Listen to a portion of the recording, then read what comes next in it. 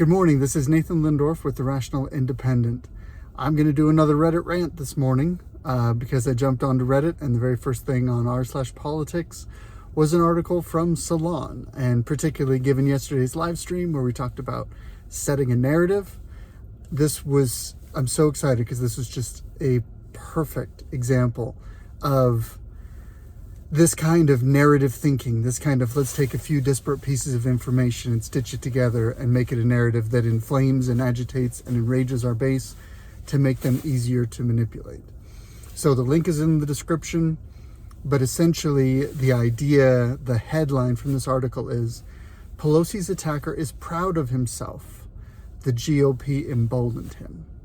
So what he's saying is the man who attacked Paul Pelosi with a hammer, horrendous, not acceptable, absolutely a crime, go to jail, major problem, please don't do that.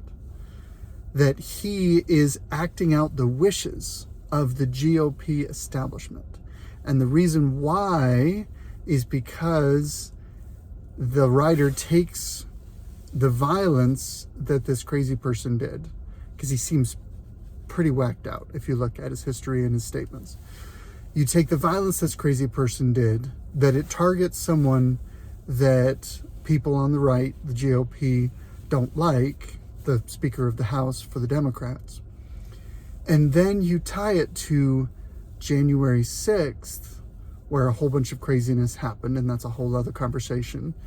But they say because January 6th happened, and because this guy happened, and because Trump is responsible, President Trump is responsible for January 6th. And because Republicans have shown support for Trump after January 6th, that means that anyone who supported Trump after January 6th is a supporter of political violence like what's espoused and committed by this crazy David DePape guy. And therefore, the GOP are all domestic terrorists. That's literally, I'm almost quoting verbatim from the article. In fact, there's one particular segment that is just amazing. DePape, and I'm pointing this out because not only is it in the body of the article, it's pulled out as a highlight. This is something that they want you to absorb and agree with. DePape was only acting on a correct interpretation of Trump's implicit message. Since Democrats can't be beaten at the ballot box, power must be seized through violence.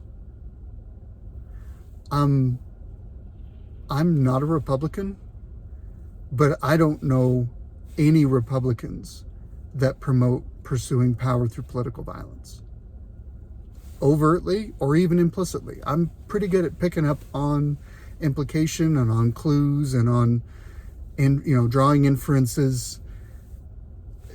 There's none of that. If anything, as an independent, I look at the Republican Party and I say, you guys are a bunch of weak weasels.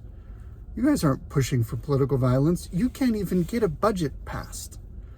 You can't even elect, they barely elected a flippin' Speaker of the House. You're not even united enough to accomplish political ends within channels, much less being so motivated and so willing to conspire that you're going to go outside the political process and pursue political violence for your own ends. This is literally crazy talk. So I had a family member who she has since passed, but she struggled with mental illness, in particular paranoid schizophrenia. And she would sometimes say things that she believed to her core that had no bearing on reality. And honestly, it was heartbreaking because you're looking at someone and they are smart and kind and loving and they're a beautiful human being, but there's a little piece of their brain that prevents them from engaging with reality in the right way. When I read articles like this, I see the narrative that they're trying to construct, and I see the political purpose that they're using the narrative for. And it's disgusting. But I think it's also deeply disturbing to realize that They are trying to break people's connection to reality and accept their narrative, even when it flies in the face of reality, so that those people can be controlled. Anyone who's willing to follow that narrative, it's disgusting. So, one of the things that I try and do as a political analyst, as someone who follows the news, is I like to look at what's being said and read between the lines. I like to look and connect the dots. I try and find patterns in the data, but also I then try and take what I see and look forward into the future. And I try and find ways to say, if I assume that the person doing this is an intelligent actor who is acting in their own long-term self-interest, or what they believe to be, then what they're doing, particularly if I can see a pattern in their behavior, what they're doing is part of a long-term plan to accomplish a goal. Can I infer from what they're saying and doing what that long-term goal is? Here's what I'm saying right now, January 31st, 2023. This kind of language is very specifically targeted at one point. Since Democrats can't be beaten at the ballot box, power must be seized through violence. Here's what that means.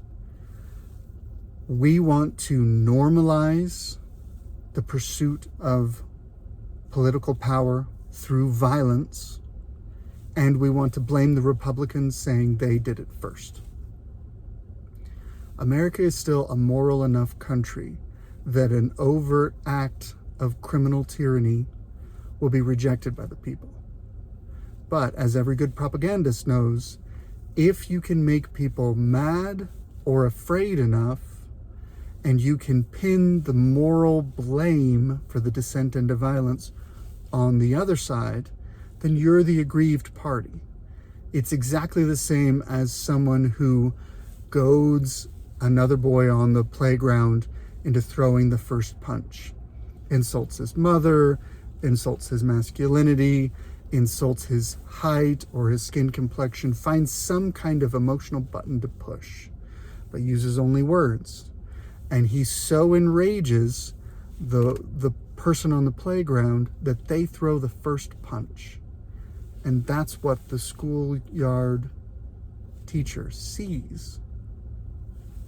And therefore, the teacher assumes that the person who threw the first punch is the one in the wrong. And frankly speaking, generally, you should not be the one to throw the first punch. I'm not advocating political violence. What I'm saying is that there are cunning, terrible people who are willing to poke and poke and poke and provoke and needle and aggravate, and then every little scrap of violence, blow it up, explode it, hang it around the neck of the other person, your political enemy, so that then you can pursue political power through violence because the other guy did it first. That's awful. I also want to say, sorry about yesterday's live stream where I forgot all the names of all the people who had been involved in those marginal cases. Last night, I was going to sleep, drifting off, and Trayvon Martin, the name pops into my head, and I went, son of a... That was the name I was looking for. What can you do? No one's brain is perfect. And the way that I present these videos, I have to work with what's in my brain at the time. So that's today's Reddit rant. It's a disgusting example of narrative framing, and yet, while I say disgusting, it is also so very common. It is the rule, not the exception. I encourage you, as you read news articles, look for narrative framing devices. Look for ways that disparate pieces of information are being stitched together to pursue a political agenda. One rule of thumb is humans are biased, so human organizations are biased. Everyone is biased. I learned this from a friend of mine who happens to be more liberal or leftist than I am, but he's a good man just the same. He was the one that made the point and said, it is useless. It is useless to pretend impartiality. Instead, trust the people that are honest about their biases. I'm biased towards conservatism. There you go. Honest about my bias. That's the bent that I'm going to provide. If someone comes to you and says, I'm fair and balanced, I'm impartial, I'm objective, they're lying to you, or they're lying to themselves. Anyone who says that and thinks that they're being honest is delusional. It's just not the way the human mind works. And human nature, we can't change it. So that's today's Reddit rant. Let me know what you thought in the comments. Please like, share. I'm looking to build a little traction here. Leave a comment. I'd love to engage in a conversation. Have a wonderful day.